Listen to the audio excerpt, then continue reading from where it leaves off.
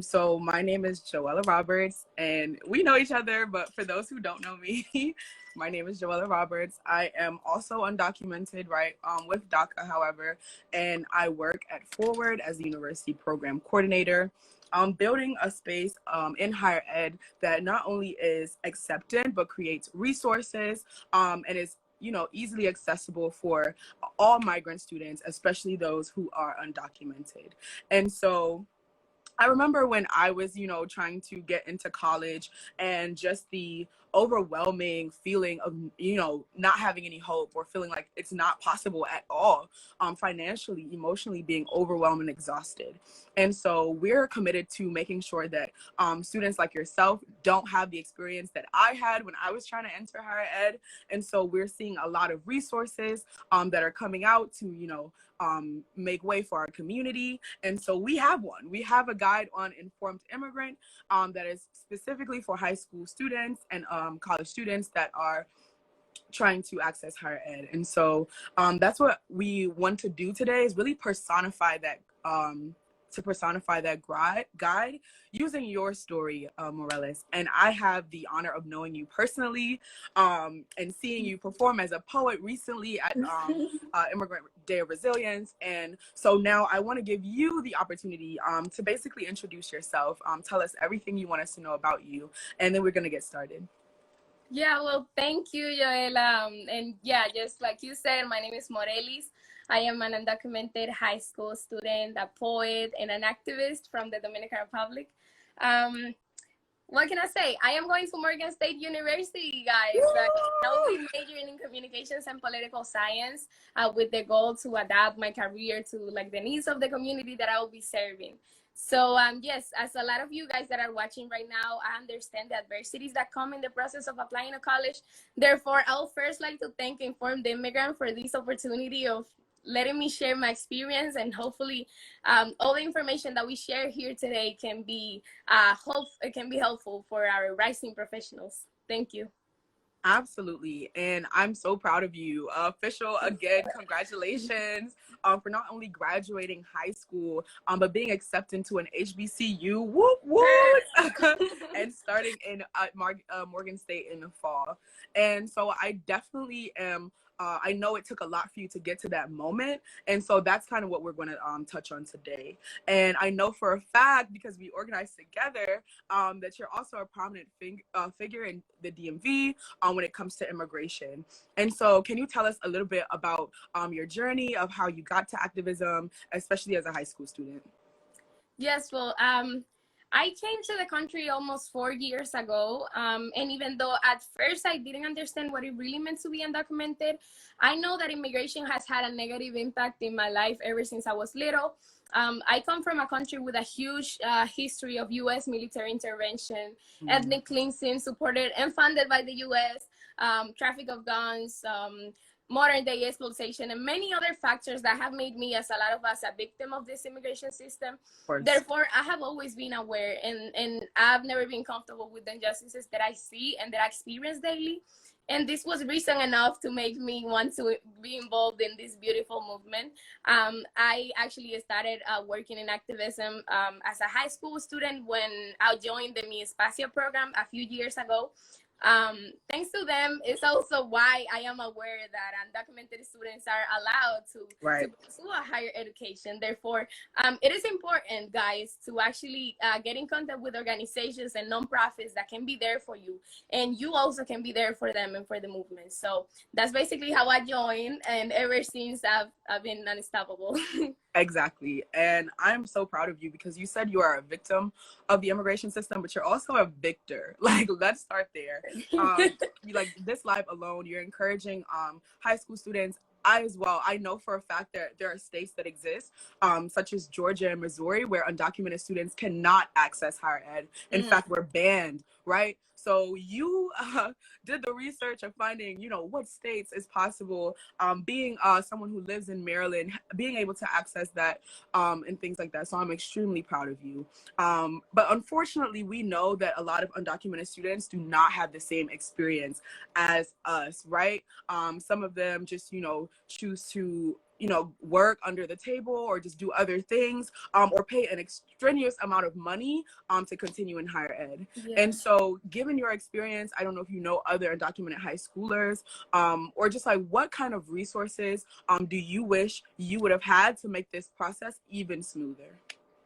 So, well, during my freshman, sophomore, and junior year of high school, actually, my school never had like any information about undocumented students and how immigrants should actually be in the process of applying to college. Therefore, almost, well, 2 years ago, I was not aware that as an undocumented immigrant, I could pursue a higher education.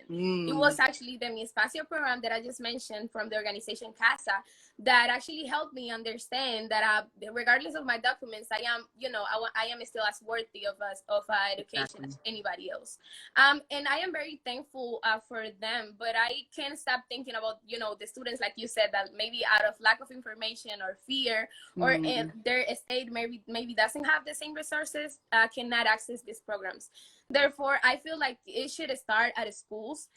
Schools should have more language inclusive counseling to this student, not only for Spanish speaking students. Oh my God, if it was hard for me as someone who speaks the second most spoken language in the United States, I cannot even imagine for students that come from the Middle East or maybe French or Haiti, whose not necessarily first language is Spanish or English. Exactly. We should have more accessible information when it comes to that. Also, not only that, but we should make the information inclusive. There's no reason as to why a student should learn about the FAFSA and not about the MISFA, which is the version of the FAFSA for undocumented students in the state of Maryland. And we can touch a little bit more on that later, because everybody that is watching right now and is from the state of Maryland, you should be aware of the MISFA. Not only because you can benefit from it, but because the state has to realize the importance of this program so they can put more money into it. Actually, exactly. You know, and so this is very important. I found the Mi Espacio program almost by mistake. Like, my mom was filling out her taxes and I like shyly asked somebody, like, is there any program for young people like me? I don't have any friends, I'm new here. And that's actually how I got in contact with them. But like, I can't even imagine if that day I would have chose to like not say anything, I wouldn't be in the position that I am right now, you know. And nobody's future should be, you know, that no, the information should start at school. So I wish that, you know, that I had more language inclusive information when I was in high school. I also wish that I joined these programs from these nonprofits organizations earlier, so that I, you know, so that I could have a better understanding in my maybe my sophomore year of high school. And yeah, but at the end of the day, we have to understand that regardless of like the world could be against us, but we have each other in communities, and ONGs and these nonprofits organizations are the ones that are gonna be there for you at the end of the day. So make sure that you guys, you know, get in contact with people that you feel comfortable, that you feel accepted, that you feel, you know, that they can be there for you and answer your questions. This is very important. Absolutely. I love what you said around language inclusivity, especially in the immigrants' rights movement. You know, English and Spanish are the dominant languages, but you're talking about Amharic and French and all these other languages that our immigrant community speaks. And if it's so hard for us, right, and we know the language for the most part, then what are they experiencing? And so I think it's really important that even as marginalized groups, we continue to center those who are furthest away from resources, from community. And that's another like buzzword that I'm getting from you. You're like, if I didn't speak to this person, or if I didn't know this one thing, I wouldn't get there. And so even though community is important and we are trying to build our relationship with others, it shouldn't be, your success shouldn't be dependent on who you know, on what forms you are able to fill out, and things like that. So that's why Informed Immigrants and the university program is extremely intentional about making our information accessible to all. If you have Wi-Fi, hopefully, right? If you have internet, you're able to look up this guide. And these resources are not only for students who are undocumented, like with DACA, but completely undocumented. And so I know that you are completely undocumented without DACA. And so was your experience, did you find that your experience was a little bit harder because you didn't have DACA, especially as an undocumented student? definitely was. Oh my God, it was so hard. I Mm, remember that at some point when I was looking for scholarships, it was actually very stressful because I found myself, okay, I cannot apply for these scholarships that are for students that have documents. But even when I exactly. look into the ones that are for undocumented students, they Exactly. require DACA or they require TPS or they require all of these programs. And I'm like, oh my God, what am I gonna do? You know, I'm not Mm, even allowed to get a scholarship inside my own community. So it was definitely hard.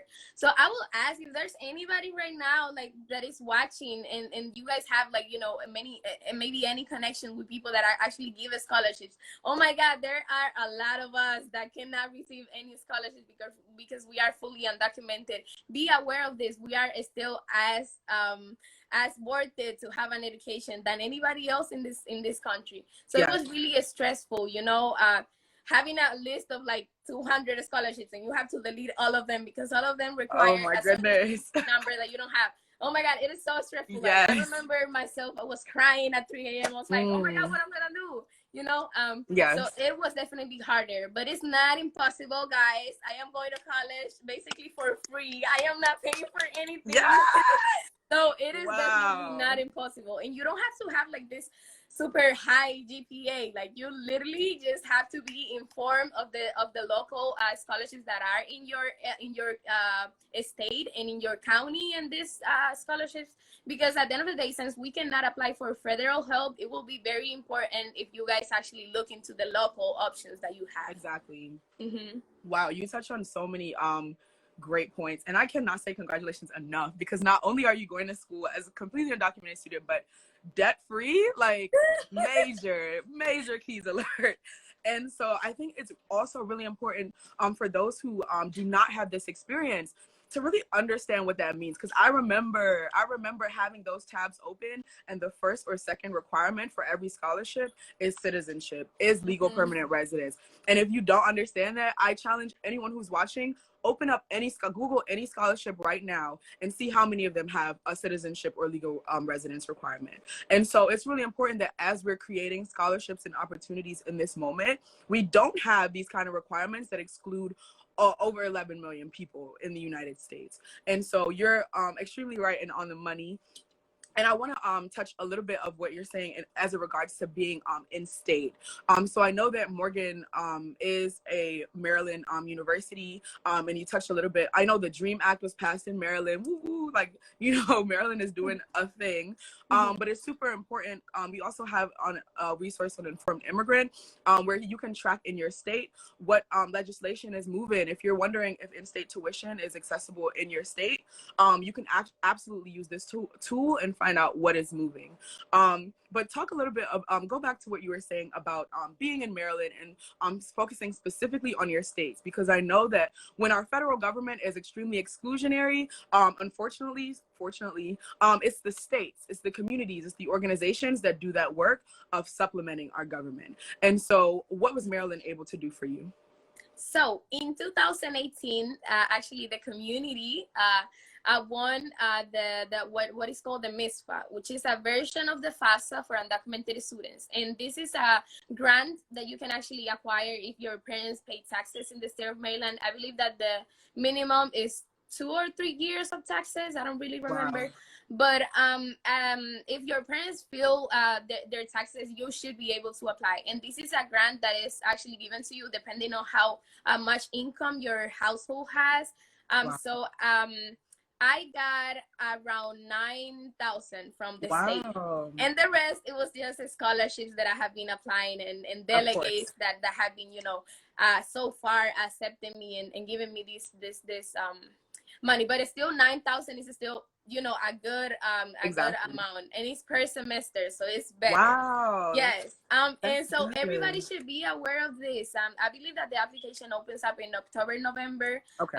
But they actually give you a response by March, maybe. So yeah, it is very important for everyone to apply. It is not hard to apply. It is not hard to apply for the MISPA. You just have to fill out the documents, make sure that your parents have your taxes done, and if they don't have it yet, maybe they should start, thinking about doing them.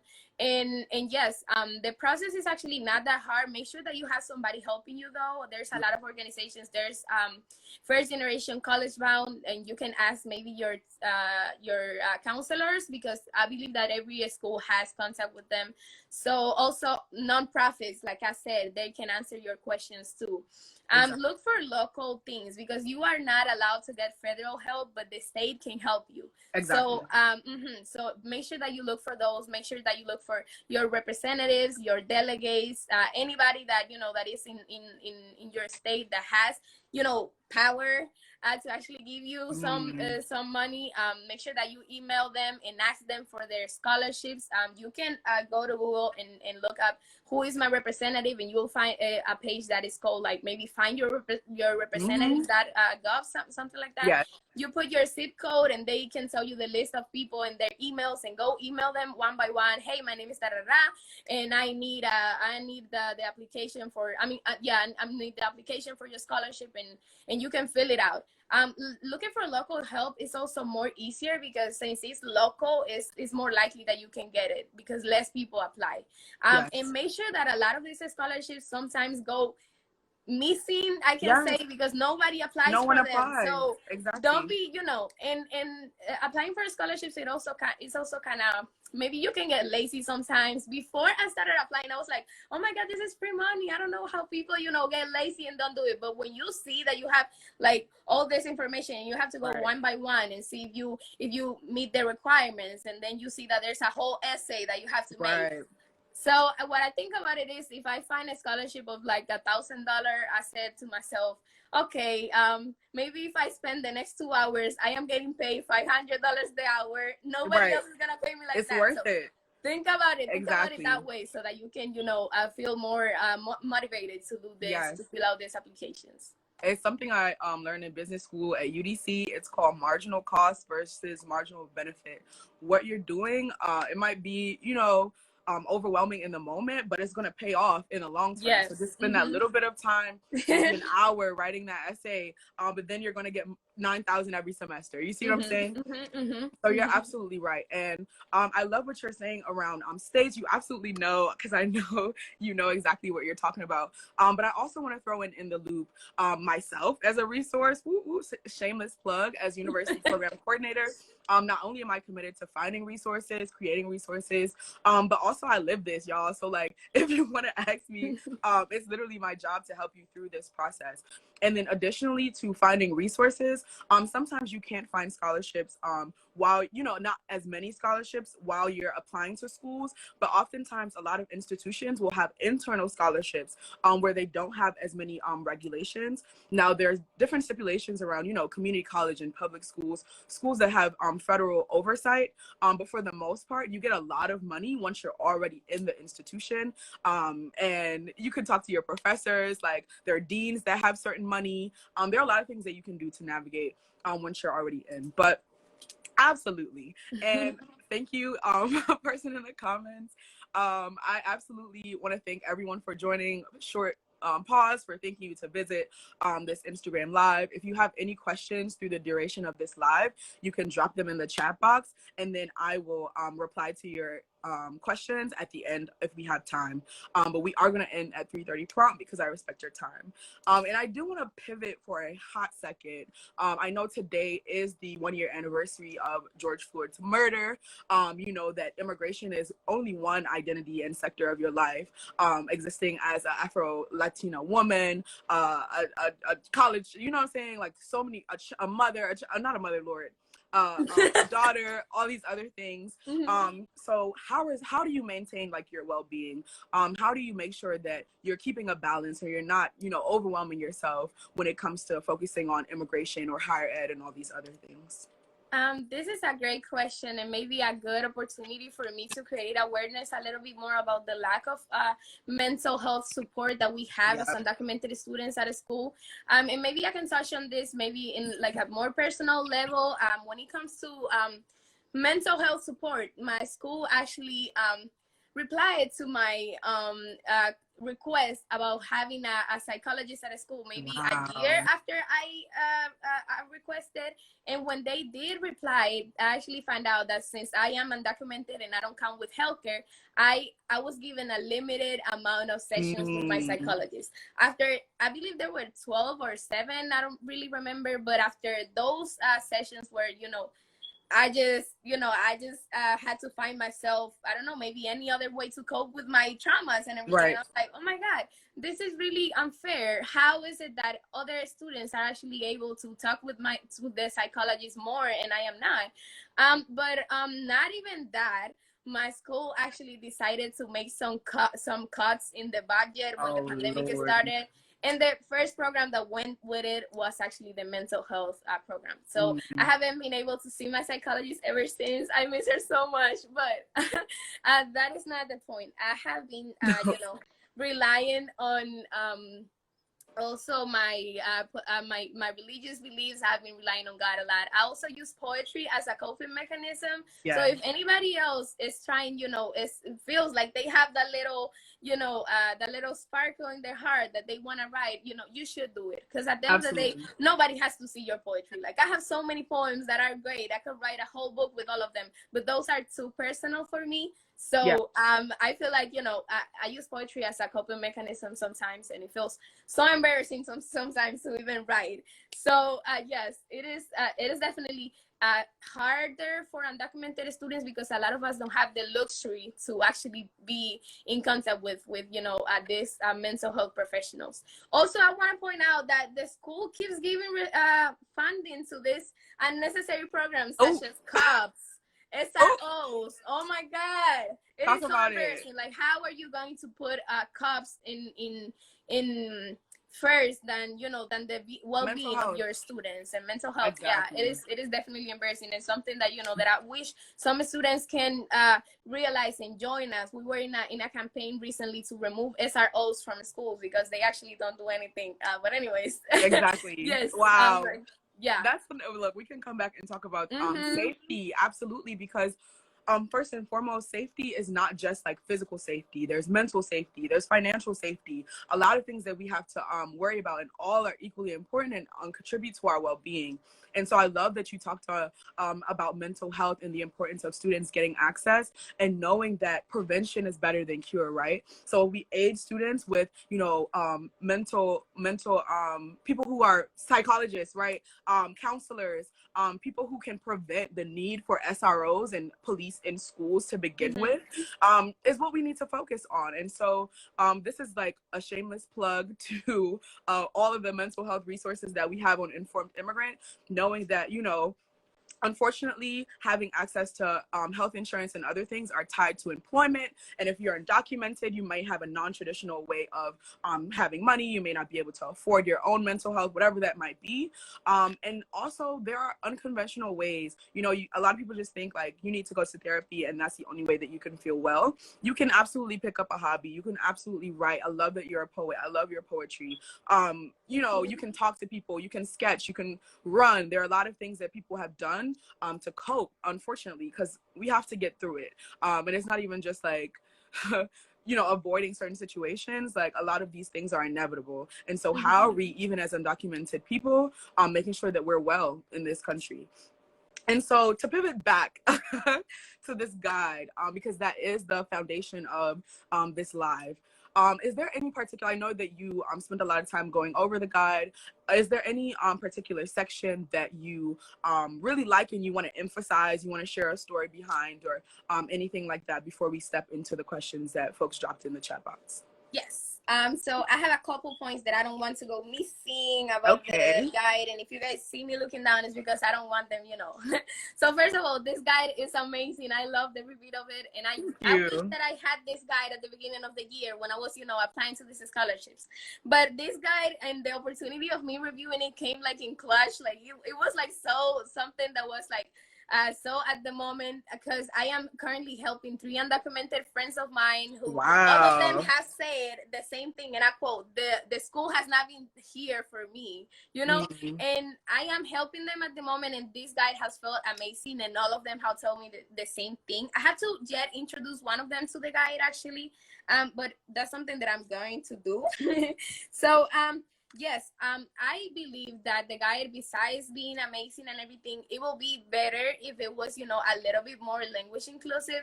We all know that, you know, being undocumented and being an immigrant does not necessarily mean that you do not speak English, but the language barrier is something that we cannot forget in a conversation about immigrants.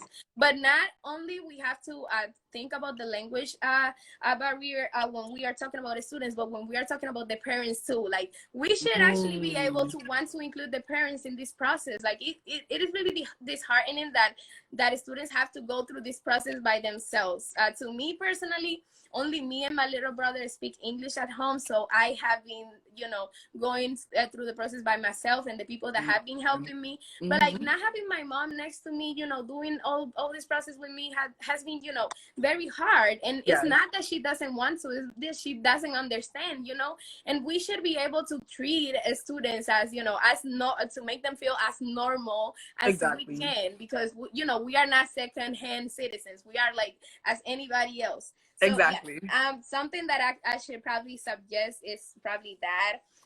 Also, not only that, but when we talk about entering the workforce and also trade schools, we have to understand that success is not something that we cannot subject everybody to the same thing. No, success is not the same for me, it's not the same for Joella, it's not the same for everyone. And my purpose in life might not even be go to college, and that is fine.